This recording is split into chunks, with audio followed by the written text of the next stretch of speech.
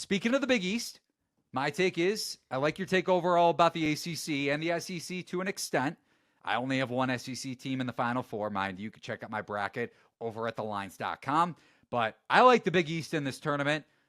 Number 7 seed, Marquette, another team in the South region, taking on New Mexico, 10 seed. Your Lobos from last year, I believe we talked before the tournament, you had a Final Four future on New Mexico. Clemson got the best of that. How'd that go for them? Yeah.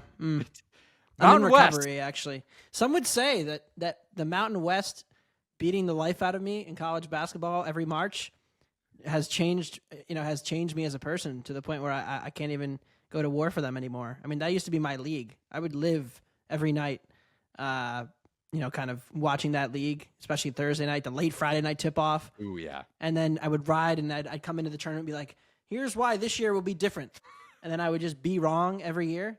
And I kind of just got tired of that.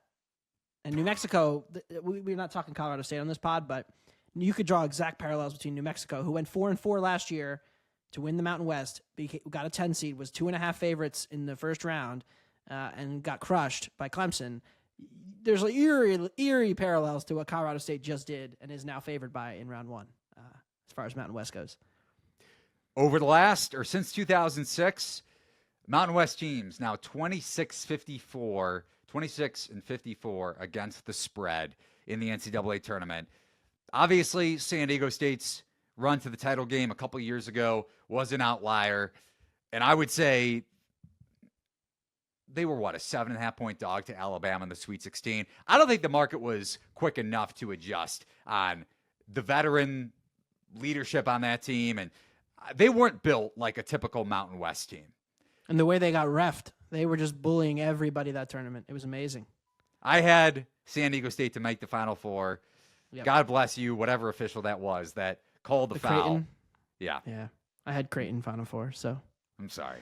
It was tough. It was really tough. Back to the Mountain West. Wrapping it up with your favorite conference here. Marquette is a 3.5, 4.5 point favorite. Wide disparity in terms of the point spread at various sports books.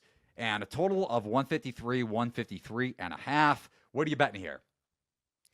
Yeah, this total keeps getting bet up. It doesn't like me. I took under 153.5. I saw it hit 154.5. I think it's a little high. I know Marquette wants to play really fast, but I think New Mexico is pretty well designed to, switch and force this to be a really difficult matchup for Marquette's offense. And Marquette's offense has really been stuck in the mud for large parts of the last month. And, it's not just the shooting variance there, too. So I think New Mexico can keep this game a little closer. And then, these Mountain West offenses don't really show up against these high major, defenses. And I know Marquette is far from a rim protection juggernaut, right? Marquette is what they are. They force turnovers and they like to play in transition. But in the half court, if New Mexico has to execute in the half court, I don't know. I think their offense won't be able to get the ball into the post much. I think they'll struggle, in this matchup. So as much as I like the guards, as much as these two teams like to run, this total has now gotten too high for me. I'll be on the under. And I do find it interesting. I thought after San Diego State lost by 40, we might see a market adjustment against the rest of the league. Hasn't really happened. But the market has moved toward Marquette since open, but not since Tuesday night. So it's interesting. I'm really curious. You alluded to this with the pace of this game. I wonder if New Mexico might try to slow it down, or maybe that's just a byproduct of the way this game plays out, because Marquette's second worst defensive rebounding rate in Big East play, 245th nationally. They're undersized to an extreme degree.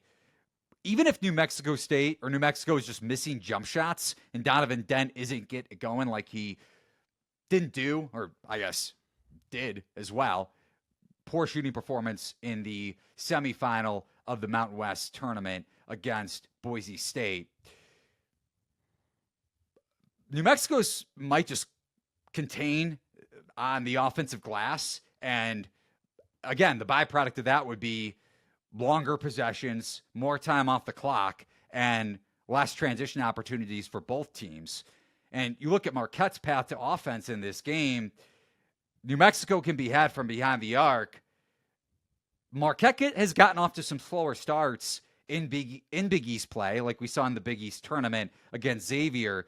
And the one thing, maybe it's not just a one-off here in the Big East tournament, just because Cam Jones had a good second half to that overall game against Xavier in the quarterfinals. But his shooting, I don't know what happened to Cam Jones from non-conference play throughout Big East play. If you look at overall three-point percentage on the season, 31.2%. I think he's shooting around 26% in Big East play. And Marquette as a team had the fourth worst three-point clip in league play. So I agree with your take on the under, not just because both defenses may be set up well, but also because New Mexico may just generate a bunch of second chance opportunities. And again, you would get a slower paced game as a result because of New Mexico just having more clock to drain off of long misses and shot clock drainage as a result. Yeah, and these are not bad transition defenses either in general. So, if this game gets forced just into 10 to 15% more half court possessions, the Cam Jones thing is weird because they were pushing top 10 in some of the power ratings at one point after non-con, but we've seen a little bit too much of the Shaka teams maybe peaking too early, and maybe this is just another case of that. I don't know. It's a weird situation. Go back to the tournament last year, because this is a trend you're going to see if you haven't seen it already. Maybe you won't, and we'll just share it here.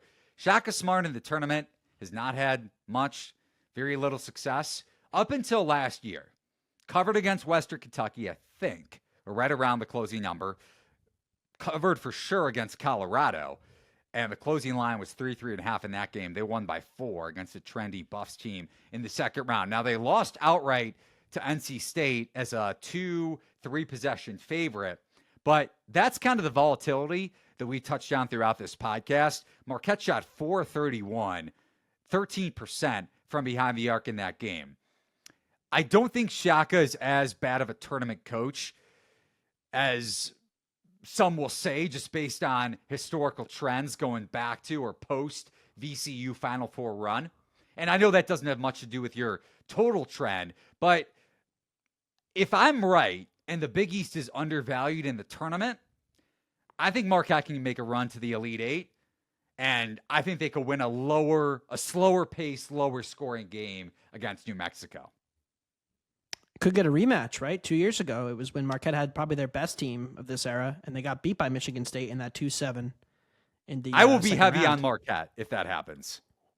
That's interesting. Yeah, they would be a good buy low. When the bracket first came out, I was a little down on Michigan State. I think you were too, and I was looking at it like, okay, who are there going to be their seeds? And then they get to 3-seed Iowa State with the Gilbert injury, and we don't know what they're going to look like. We're kind of uncertain on them.